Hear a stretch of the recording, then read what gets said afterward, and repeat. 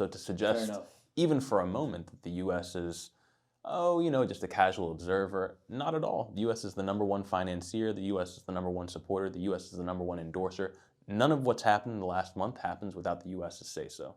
So us sitting here in the belly of the beast in the U.S., I think it's very important to call this out and to point out that, okay, even though this is happening thousands of miles away, even though this might be happening to people that you or I don't know personally, it is important to point out and say, hey, it might not be totally unbiased when we read mainstream outlets here in the U.S., because a lot of the financiers behind these outlets are the same financiers that are, providing ammunition or weaponry that's falling on innocent people in Gaza.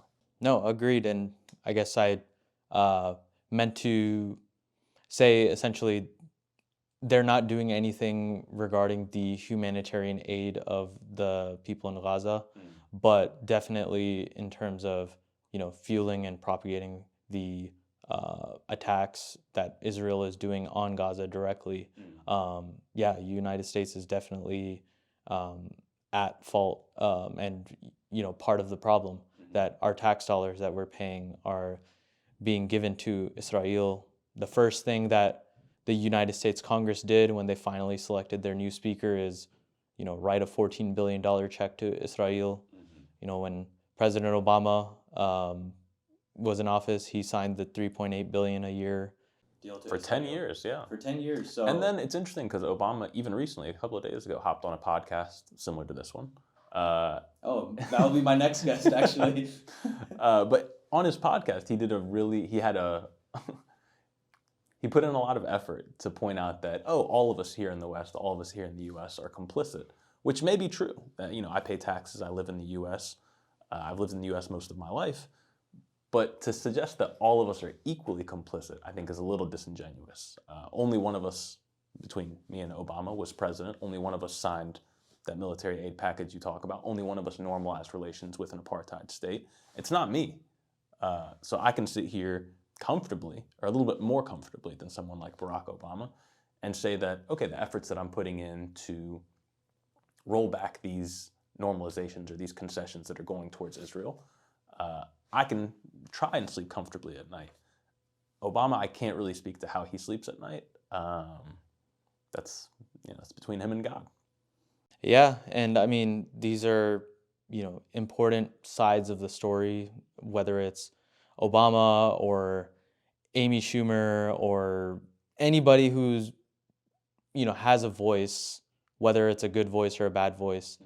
I think your voice is very important in all of this with your newsletter because, ever since I subscribed, I've been getting a lot of information on, the daily events that are happening throughout the world. And especially within the past month, it's been a constant updates that you've been giving on how many deaths there are on Palestine, when the ground invasion started, when what conversations have been happening between the United Nations and with other countries, what's their stance on all of this. So that's one thing that I've really enjoyed about the newsletter in general, because it's kind of a privilege to say that, some people are just too busy to make this, the forefront of their daily life, but getting those bullets, getting it, the topics, the subjects, the headlines, essentially kind of in a more condensed format and giving your feedback to it, it makes things a little bit easier to know what's happening in the world, especially with this conflict. Yeah, I think one of the issues or one of the hallmarks of this conflict, if we want to call it a conflict, is that a lot of times people will kind of refer back to, it's complicated, it's so nuanced, it's so complex, there's a lot going on, there's so much history, which is true. I mean, this isn't something that started a month ago necessarily. This is something that's been happening for many decades. But I disagree with the assertion that it's complex or it's nuanced. There are details, of course, that extend beyond what's happened in the past month, but there's nothing complicated about a genocide.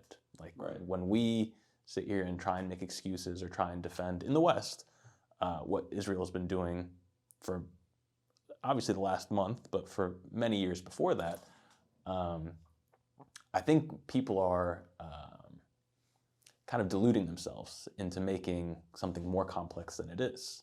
When 4,000 plus children have died in a month, there's nothing complex about that. Like when I say ceasefire now, or when somebody's calling for an immediate ceasefire, it's with the thought of these 4,000 children in mind. It's not because we think, oh, all of the problems will be solved and everything will be smoothed over and everybody will live in harmony. No, but it is the thought that, okay, if we can enforce a ceasefire today, that means that all of the children that died today will not have died. If we can enforce it yesterday, that means all of the kids that died yesterday will not have died. So always with that in mind, moving towards trying to provide, certainly not an unbiased, I never claim to be unbiased in my coverage, but hopefully providing a clear picture as to why, when I say it's not complicated, that's where I'm coming from.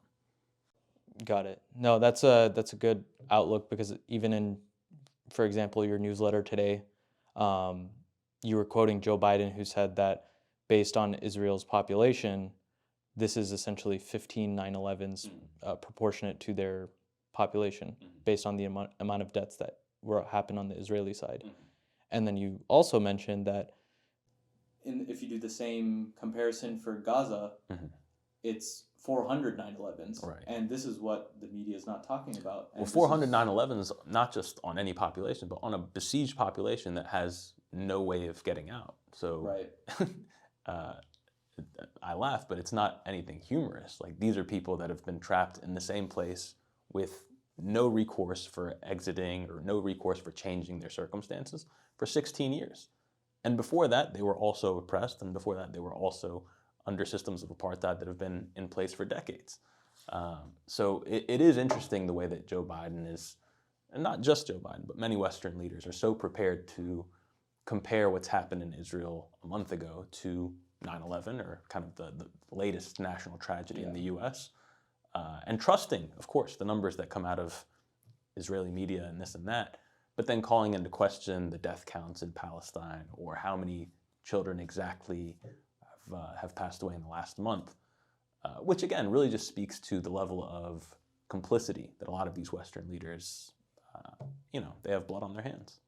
Yeah, and I think the most surprising thing for me in the media, I mean, it's not surprising, but it's just to what extent are these politicians, are the media going to continue to defend Israel's actions? Because before October 7th, there was I guess, majority of people may have been a bit more uninformed on the occupation, how the U.S. gives money to Israel every year, how they fund essentially their weapons and the overall apartheid and occupation of the Palestinians. But now, more and more people are getting informed, more and more people are protesting and seeing that the U.S. is essentially complicit in all of this. Absolutely. So do you think that the tide is essentially turning, maybe not in the mainstream media, but more so in the general population? Yeah, I think you have a very good point in saying that people are starting to have their eyes opened. As we mentioned, nothing that's happened in the last month is new. It's only just an escalation. Things have gotten much worse, certainly in the last month. But before that, people were dying, and people were being tortured, and people were being unjustly imprisoned regularly. And many people in the U.S., it wasn't a top priority, or it wasn't a thought that crossed their minds of, oh, I wonder what the details of this relationship between Palestine and Israel are. Right.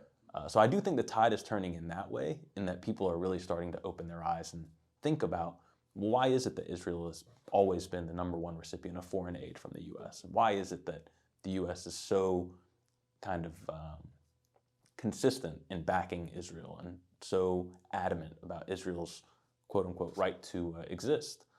I think if your right to exist is, reliant on killing thousands of children a month, personally, I call into question, a right to exist with that as the price. But I don't think for a moment that what I write is going to change policy or change the mind of a politician. In the same way that I don't think, attending a protest or a rally is going to be the kind of motivating factor for Joe Biden or for anybody in power Yeah. to change their mind. But I do think it is important in changing an individual mind. So in changing, the people around us, our friends, our family, our colleagues, the people that we work with, those are the people that are accessible. Those are the people that we can talk to on a day-to-day basis and give them a better idea, if they're interested, in learning about, what exactly is happening and